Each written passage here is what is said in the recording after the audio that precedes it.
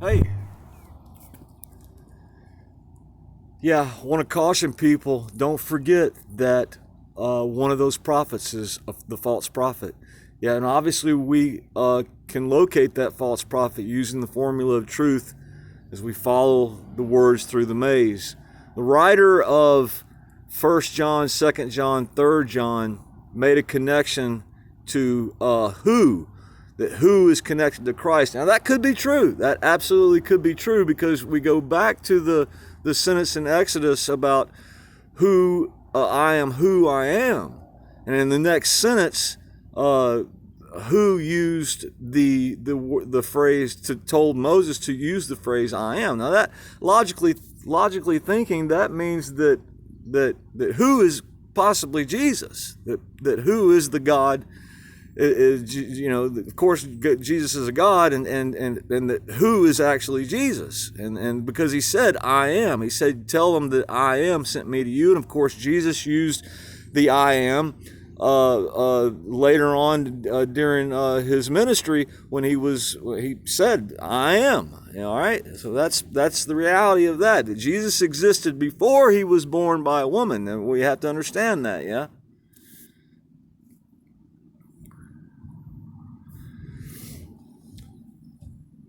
Yeah, and we find, and don't be confused. Don't get confused about those sentences. Remember, it's a sentence. We've been reading literal.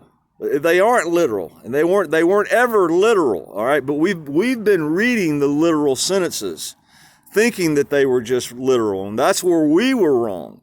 All right, the reality is there is one sentence with two topics. One sentence, two topics, and the truth is the first and the last word. And it is a maze, and we have to work our way through the maze, finding those connections and how they change. Yeah.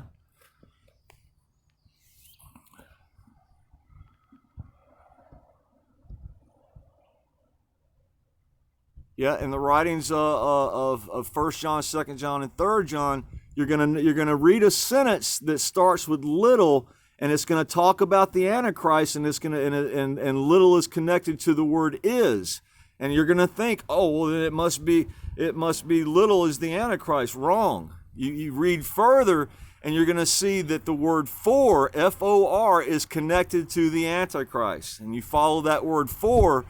I haven't made those connections, but you followed that word, and that's going to lead you to the true Antichrist. Yeah. Yeah. Now you read the writings through of Revelations about little, and it's clear to understand that little is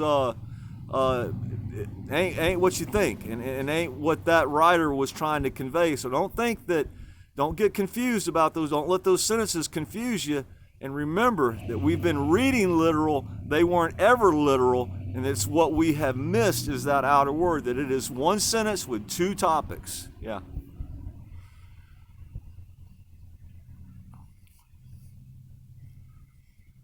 Yeah, they can use those outer words, and you think that the first word and the last word is connected to the inner sentence. They can use that those outer words and be talking about something completely different than what the sentence is actually conveying. And that's what you have to understand. Yeah. Yeah, just like the connection with thus. That word is actually in the sentence found in the writings of John, the Apostle John, that thus it will be the first and the last and the first. Or many are called, but few, however, chosen. Huh.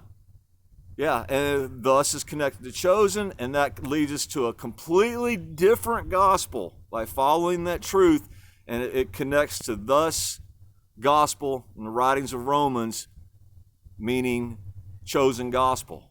It's a completely different mindset, a completely different direction that truth will take you.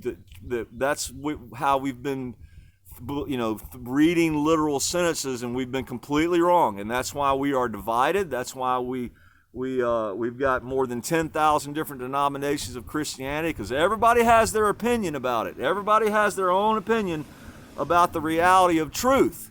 And that's why we're divided. We're divided because everybody's got their own opinion. Oh, I don't like the way that preacher talks. I don't like the way that minister. I'm going to go start my own church over here and teach it how I want to teach it. Yeah. Yeah, well, we've all been wrong, and that's the reality of that. And now we know the formula of truth and how to navigate through that maze, and that's the reality of that. Yeah. Yeah, I want to make sure that you people understand that just because a story is titled John doesn't mean that it was the Apostle John that wrote that story. You need to use the expertise of the Catholics. You need to get your hands on a Catholic Bible and read those opening statements. They have excellent information about the writers, the times, and the authors.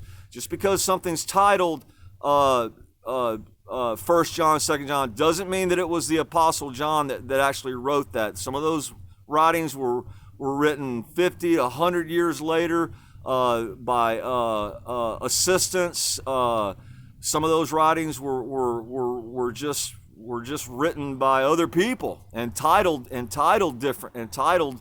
under other people's names. Yeah. Caution. Use extreme caution. One of those prophets is the false prophet. Yeah.